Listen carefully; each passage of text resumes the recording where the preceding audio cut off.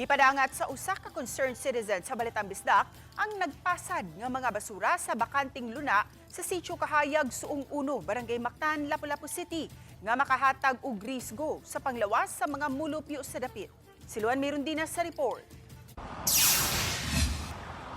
Sa video nga gipada sa usa ka concerned citizen, makita ang nagkatag nga mga basura sa Sitio Kahayag, Suong Uno, Barangay Mactan. Ang mga bakanting luna daw gihimo ng labayanan sa mga basura. Among gisubay ang dapit ug naabtan gayud namo ang mga nagpasad nga mga basura. Kinibisan pa man kung may nakapaskin nga nagpahibaw nga pribado ang maong luna. Matod ni Roslyn Gayuma, nagpailang caretaker sa luna sa usa sa mga claimant sa dapit nga ang mga basura iya sa mga sakop sa Mactan Kahayag Urban Poor Association. Inabadlong lagi na ako diya sila lagi. Unya di man mutuon ako. Ako may kontrahon. Muna wala pasagdaanan na nako. Maghakot sila magabi eh. Ipanglabay lang diha nya kanang usay ilahag ni kuanan silaban ra ba to. Say pang sa Bisaya silaban na no. Balauban.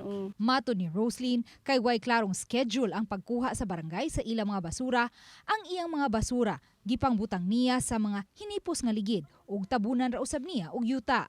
Apan kay nahimutang man ang iyang balay haduol sa bakanting luna, siya ang nag-antos sa mga gipanglabay nga mga basura sa mga sakop sa urban poor. Baho lagi kaayo ma'am ang basura lagi nila oy. Sari ang ilang basura ba? Amo kay gisagol lang mo dia pero gibutang ako sa sako. Ako ara man nang gikuan. Gilahi ra. Matod sa usa sa mga board of directors sa Mactan Kahayag Urban Poor Association nga si Catherine Bacos, nga gibadlong na nila ang ilang mga sakop nga di magpasagad og labay sa ilang mga basura. Kapila naman gyud naman sila kuanon ma'am oy nga dili gyud magsauna si sir magbutang gyud mig kuan diri kanang karatula nga bawal gyud ang maglabay. Mag-uwan gyapon sila lagi ma'am oy.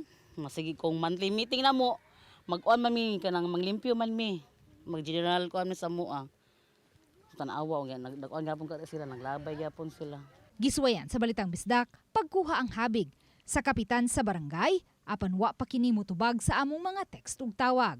Samtang nipasalig ang City Environment and Natural Resources Office nga ilang susihon ang dapit ug makig-coordinate sila sa barangay. Uban ni Godfrey Rillian, Luan Mirondina,